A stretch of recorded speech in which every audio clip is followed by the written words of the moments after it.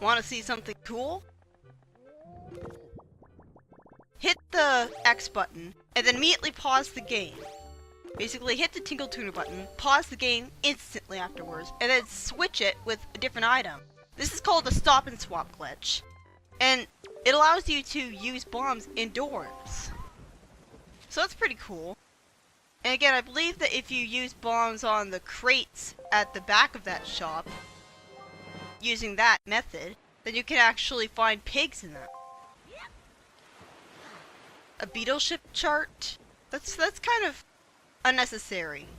I mean, it is good for locating the best beetle ship, but like you can guess, I don't know. It's worth it for that, I guess. I guess that makes sense considering a long time has passed, like 100 years since people have had common knowledge about the Triforce. Also, there's choo-choos here. I'm not sure why they didn't kill everyone on the island already.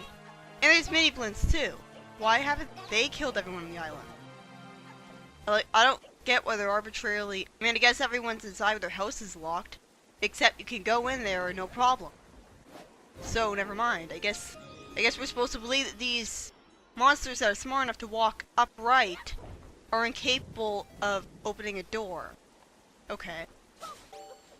Also, I don't see the point of getting that bridge down. It just forces us to waste a couple seconds changing the direction of the wind. Like, I like flying to there, but at least they change things up here by giving you different monsters. This isn't technically mandatory. Like, you can easily have a fairy in the bottle by the time you get to Outset Island.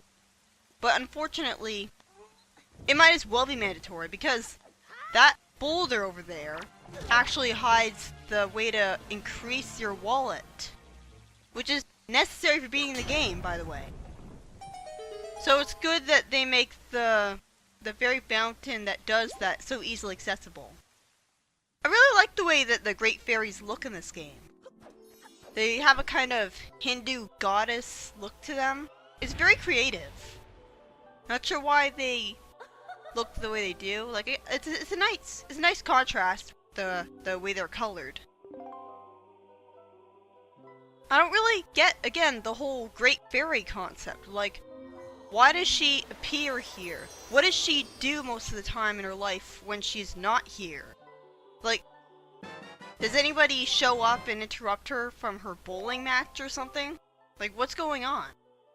Like, what does she have to gain from this?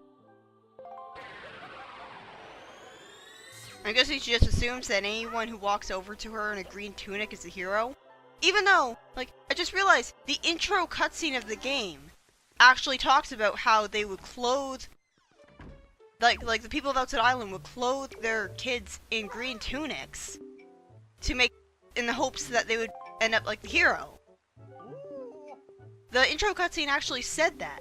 So, why is everyone just assuming that Link is the hero just because he's a green tunic? Anyways, like, this old man here, he has some pretty useless trivia. Like he tells you about how to beat the game. Like, he tells you hints. Like, that's the thing. I guess the message of this game is that knowing a whole bunch of knowledge is good and all, but it doesn't mean much if you can't actually accomplish anything. Like, his brother can, like, be a swordsman. But he knows a lot of stuff, but he can't really apply it to actual work. This is pretty heartwarming. And it does make sense that she's so worried that she's delusional and stuff, because, like, as far as she knew, Link just went off to his death, because, again, as I mentioned at the beginning of the game, she had no reason to believe that his adventure to the Forsaken Fortress was going to lead him all the way to Windfall Island. Like, he had no way of calling her. Like, for all she knew, he went off to save Ariel and then died because he didn't come back when she expected him to. I'm not sure why she's the only one who was so worried, though. Like, I know she's his grandma, but... Anyways, so this is a really good potion. The best potion ever, in fact. We kind of get that returning with a certain Choo-Choo potion in Twilight Princess.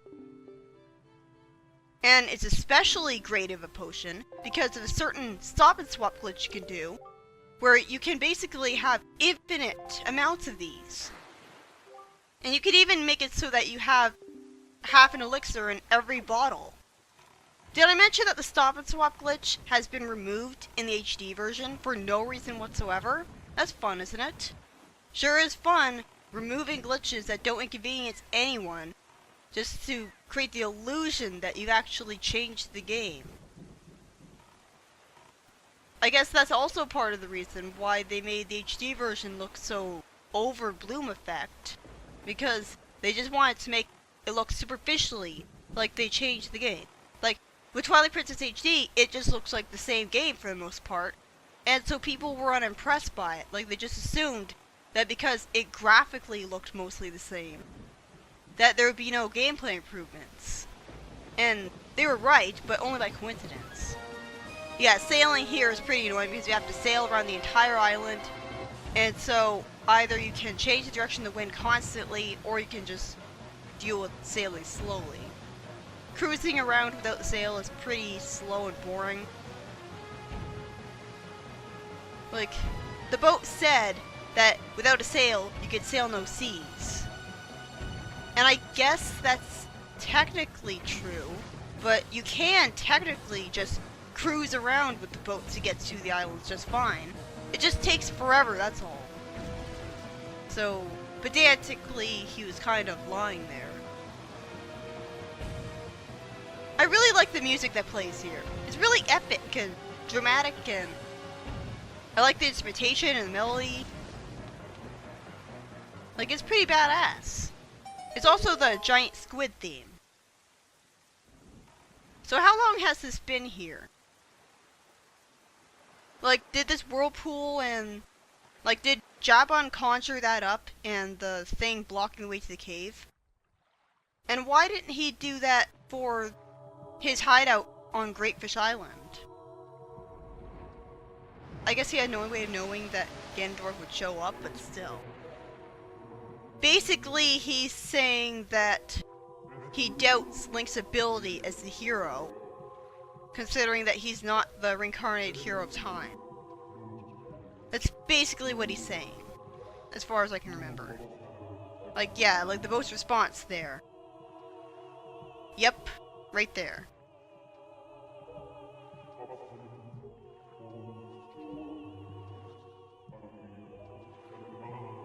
Yeah, so he doubts Link's ability, but he reluctantly agrees to the boat's request because he respects the boat. Even at this point in the game, though, shouldn't you be wondering why Jabon is doing this for the boat? I guess it's a magical talking boat, so you could just assume that it's a boat that's a spirit connected to the gods, like Fi. I heard that it was pronounced Fi in Some Call Me Johnny's review of Skyward Sword, so maybe it was not Fi? I like the curse though. Like, I love the music that plays when you're sailing Giant.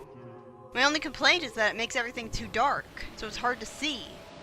I didn't really have a problem with that when I was a kid though. I guess my eyesight has just gotten worse when it comes to video games. Like, I also have depth perception problems in a lot of games, and I don't remember having that when I was younger.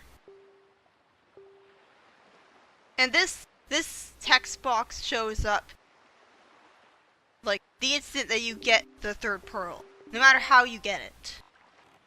And the curse ends the instant that you get the pearl. That's hard programmed into the game, unfortunately. And you need to get all of the pearls to raise the Tower of the Gods. So it's mandatory to get all the pearls to progress through the game. And, like, the thing is, it really does hurt that they cut out the third dungeon in the game. Like, you can really tell that they did that from the sheer fact that they just give you the third pearl. Like, they have the typical padding between getting to the next dungeon, but then they just give you the third pearl. There was actually going to be a dungeon called Inside Jabon, as I mentioned before, but they had to cut it out due to time constraints. And the HD Remastered proceeds to not add that dungeon in at all. Again, I would have bought it if they had just bothered to put in some extra dungeons. But because of that, I decided to skip out on it. At least for the time being, anyways. I always wondered why the 3 goddess statues always look so weird. Well, as it turns out, they're actually a reference to Pikmin. The Din statue has a nose like a red Pikmin. The Farer statue has ears like a yellow Pikmin. And the Nehru statue has a crack that looks like a melt, which is a defining trait of a blue Pikmin. Which is weird considering that the blue Pikmin are the only ones who can survive underwater. And yet they're the only Pikmin that can get water in their mouths when they're underwater. Don't really know what's up with that. Like, they should have had the other Pikmin have a mouth instead.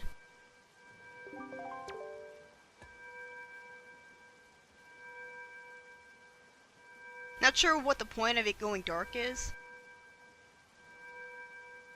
Like, it makes no sense lighting-wise for even to go dark.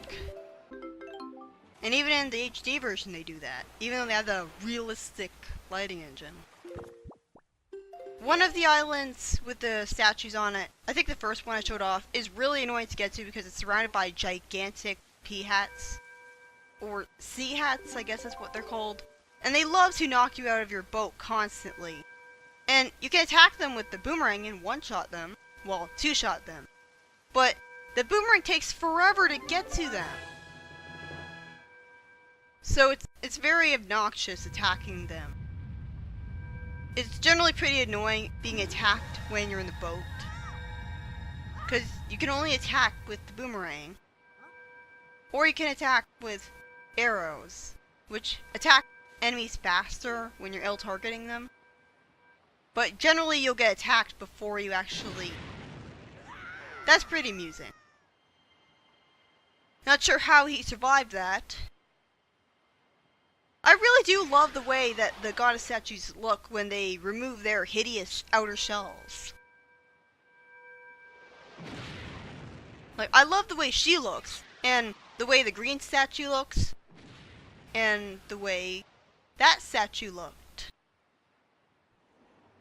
And I believe they're designed after the oracles from the Oracle games, which I heard are the most annoying games in the Zelda franchise. Or at least some of them anyways, excluding the CDI games. So hearing that, I'm pretty glad that I decided to skip out on that. I heard that one of the Oracle games has a stupid stealth section where I have to follow behind someone and not get seen. So for that alone, I'm glad that I didn't stick with them. With both of them, I bought them on 3DS, but I got stuck at the beginning of the game. They don't tell you what you're supposed to do very well.